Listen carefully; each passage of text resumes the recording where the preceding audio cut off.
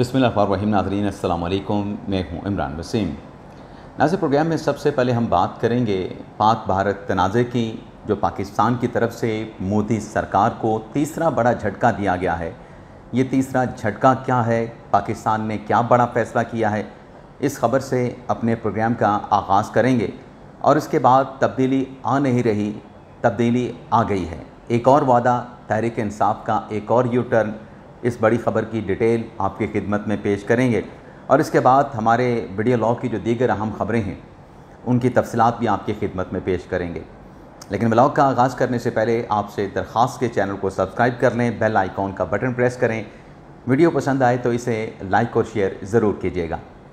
नाज़रीन, जिस वक्त मैं ये प्रोग्राम रिकॉर्ड कर रहा हूँ, वज़ीर आज़म शहबाज शरीफ की जानिब से कौमी सलामती कमेटी का इजलास समन किया गया है, इजलास बुलाया गया है।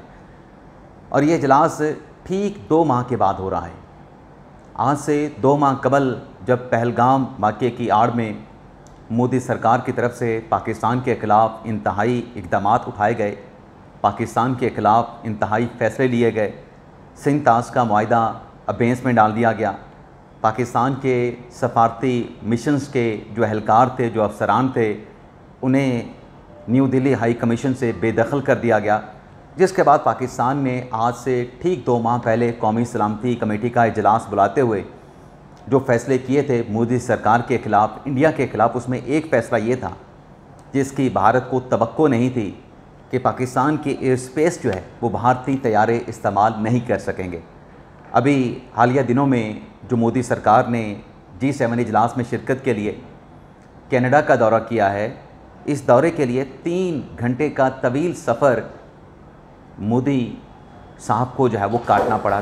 3 घंटे मज़ीद उनको इंतज़ार करना पड़ा। और इस फ़ैसले के नतीजे में नाज़रीन, इंडियन की जो एयरलाइंस हैं उन्हें माहाना करोड़ों और सालाना अरबों रुपए का नुकसान बर्दाश्त करना पड़ रहा है। अब हुआ नाज़रीन ये है कि एक पाकिस्तान ने फ़ैसला किया 23 अप्रैल को पाकिस्तान की एयर स्पेस इंडियन तैयारों के लिए बंद करने का, और फिर उस फ़ैसले को 22 मई को दोबारा से एक्सटेंड किया गया। अब ये जो मुद्दत थी पाकिस्तान की एयर स्पेस की बंदिश की, ये आज 23 जून को ख़त्म हो रही है। और आज पाकिस्तान ने तीसरी मरतबा 1 माह के लिए पाकिस्तान की एयर स्पेस को इंडियन एयरलाइंस के लिए, इंडियन तैयारों के लिए बंद करने का जो फ़ैसला है उसको 1 माह के लिए मज़ीद एक्सटेंड कर दिया है। यानी भारत के अमित शाह जो कहते हैं, वज़ीर दाखिला, कि पाकिस्तान के साथ जो इंडस वाटर ट्रीटी है उसको बहाल नहीं किया जाएगा, तो फिर इंडिया कैसे सोच सकता है कि पाकिस्तान अपनी एयर स्पेस को उनकी एयरलाइंस के लिए ओपन रख सकता है, उसकी बंदिश को ख़त्म कर सकता है। तो आज एयरलाइन की बंदिश को जो है वो 1 माह के लिए उसमें मज़ीद इजाफ़ा कर दिया गया है। दूसरी ख़बर नाज़रीन ये है, तब्दीली आ नहीं रही बल्कि तब्दीली आ गई है। पिछले दिनों नाज़रीन एक मुलाकात हुई। मौलाना फजल रहमान साहब इस्लामाबाद से कराची पहुँचे और कराची में उन्होंने मुलाकात की फैसल वाडा साहब से। अब फैसल वाडा साहब सेनेट के रुकन हैं। फैसल वाडा साहब 8 फरवरी 2024 के इलेक्शन के बाद सेनेटर मुंतखब हुए, लेकिन किसकी सपोर्ट के साथ? ना वो पीपल्स पार्टी में हैं, ना वो नून लीग में हैं, तहरीक इंसाफ को ऑलरेडी छोड़ चुके हैं, लेकिन वो सेनेटर मुंतखब हो गए। इस मुलाकात के बाद मौलाना साहब ने, फैसल वाडा साहब ने मीडिया के साथ टॉक की, गुफ्तगू की, जिसमें सियासी शतरंज की बात की गई, जिसमें फैसल वाडा ने सियासी बिसात की बात की। फैसल वाडा ने कहा कि मौलाना साहब के साथ इस मुलाकात में जो सियासी शतरंज है उसकी बसात को खोला गया, उसको परखा गया, उसको टेबल पे रखा गया, किस मोहरे को गिराना है, कैसे गिराना है, इसके ऊपर गौर व खौस किया गया। अब नाज़रीन डेवलपमेंट ये हो रही है। नाज़रीन यहाँ पे मैं एक ब्रेक लेता हूँ, अज़ान के बाद दोबारा आपकी खिदमत में हाज़िर होते हैं। माफ़ी चाहता हूँ नाज़रीन। वैसे नाज़रीन आपको बता दें कि इस पॉज़ के दौरान, इस वक्फे के दौरान एक ख़बर ये भी सामने आई है कि जो आज कौमी सलामती कमेटी का जो इजलास था उसका वक्त दूसरी मरतबा तब्दील कर दिया गया है। पहले 12 बजे का वक्त दिया गया, फिर 1 बजे का बताया गया, और अब ये कहा जा रहा है कि कौमी सलामती कमेटी का इजलास वज़ीर आज़म शहबाज शरीफ की सरबराही में, जिसमें आर्मी चीफ आसिम मुनीर, कौमी सलामती इदारों के दीगर जो सरबराहान हैं, जैसे DGI यासीन मलिक साहब हैं, मुतलका जो वज़रा हैं, वज़ीर दिफ़ा हैं, वज़ीर दाखिला हैं, वज़ीर ख़ज़ाना हैं, अब ये इजलास 2 बजे होगा। तो रात को इस इजलास के हवाले से जो भी बड़ी ख़बर होगी आपके साथ हम शेयर करेंगे। अब आ जाते हैं जो तब्दीली आई है, यानी तब्दीली का सिर्फ दावा नहीं बल्कि तब्दीली आ चुकी है। अब मौलाना साहब की और फैसल वाडा साहब की जो मुलाकात हुई और उसमें जो सियासी बसात और सियासी शतरंज की बात की गई, तो इशारा खैबर पख्तूनख्वा की तरफ था। अब KP में तहरीक इंसाफ की हुकूमत है और PTI की क़यादत की तरफ से, गंडापुर की तरफ से, उमर अयूब की तरफ से, बैरिस्टर सैद की तरफ से, हत्ता के pattern in chief Tehreek Insaf Imran Khan की तरफ से कहा गया था, दावे के साथ कहा गया था कि खैबर पख्तूनख्वा असम्बली का जो बजट है वो पेश नहीं किया जाएगा जब तक पार्टी के रहनुमाओं की इमरान खान के साथ मुलाकात नहीं होती। लेकिन आइनी तकाज़े को पूरा करने के लिए मैंने आपको कल के ब्लॉग में बताया था कि ये आइनी तकाज़ा था और ये आइनी तकाज़ा बजट को ऐवान में पेश करने के बाद KP हुकूमत ने पूरा कर दिया है। लेकिन उसके बाद KP हुकूमत ने और इमरान खान साहब ने ये कहा कि बजट जो है वो खैबर पख्तूनख्वा असम्बली से मेरी इजाज़त के बगैर, और PTI की क़यादत ने भी इस बात को एंडोर्स किया कि सूबाई हुकूमत का जो बजट है खान साहब की इजाज़त के बगैर मंजूर नहीं किया जाएगा। हमने पेश किया है, हतमी मंजूरी इमरान खान के साथ मुलाकात के बाद इस बजट की असम्बली से ली जाएगी। अब नाज़रीन ये हुआ है कि ये जो दावे किए गए, ये दावे धरे के धरे रह गए हैं। तहरीक इंसाफ कह लें, तहरीक इताअत कह लें, तहरीक इंसाफ कह लें या तहरीक मफामत कह लें, बड़ा यू टर्न सामने आया है। जो प्रॉमिस था उस प्रॉमिस से हट के KP हुकूमत ने, तहरीक इंसाफ की क़यादत ने सूबाई बजट को असम्बली से मंजूर करवाने का फ़ैसला किया है। लेकिन ये जो मंजूरी है, अब इसमें एक कंडीशन डाली जा रही है। वो कंडीशन क्या है कि जब भी बानी तहरीक इंसाफ इमरान खान के साथ मुलाकात होगी तो उस वक्त खान साहब के साथ मशवरा कर लिया जाएगा, जिस हेड में, जिस शोबे का बजट उसमें रद्दबदल करना मकसूद होगा, इमरान खान साहब डायरेक्शन देंगे, हदायत देंगे, उस हेड में, उस शोबे में जो बजट होगा उसमें रद्दबदल कर ली जाएगी। लेकिन इस बजट की मंजूरी का जो जवाब PTI की क़यादत की तरफ से दिया गया है, जो इजलास हुआ PTI असम्बली के अरकान का, जिसमें उमर अयूब साहब को भी बुलाया गया, शिबली फराज साहब को बुलाया गया, शेख वकास अकरम साहब भी मौजूद थे, उसमें यह कहा गया कि इस बजट के मामले को जवाज़ बना के जो हुकूमत है, जो अपोजिशन है, वो एमरजेंसी, मुआशी एमरजेंसी को जवाज़ बना के खैबर पख्तूनख्वा हुकूमत का ख़ात्मा कर सकती है। तो लिहाजा हमें बजट को असम्बली से मंजूर करवाना चाहिए। और बजट अगर हम असम्बली से मंजूर करवाते हैं तो वफाक की जो सूबाई हुकूमत खैबर पख्तूनख्वा के ख़िलाफ़ जो साजिश है, उस साजिश को हम नाकाम बना देंगे। अब नाज़रीन, ये एक सियासी नैरेटिव है और ये सियासी नैरेटिव आने के बाद, PTI की तरफ से ये बयानिया देने के बाद, जो पहले वाला नैरेटिव था उसकी तदफीन तहरीक इंसाफ ने कर दी है कि इमरान खान की मुशावरत के बगैर बजट मंजूर नहीं होगा। और ये जो जवाज़ दिया जा रहा है कि मुआशी एमरजेंसी की लॉजिक बना के, जवाज़ बना के वफाक जो है सूबाई हुकूमत के ख़ात्मे की साजिश कर रही है, भाई इस सूबाई हुकूमत के ख़िलाफ़ वफाक की साजिश कहाँ से आ गई? ये ऐलान किसने किया था? ये ऐलान KP हुकूमत ने, KP हुकूमत की क़यादत ने, तहरीक इंसाफ की क़यादत ने, इमरान खान ने ख़ुद किया था कि बजट हम सूबाई असम्बली से पास नहीं करेंगे, इमरान खान के साथ मुलाकात करवाई जाए।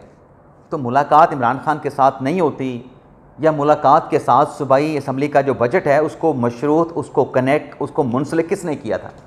वफाक ने आपसे करवाया था ये फ़ैसला। ये फ़ैसला करने वाले आप थे।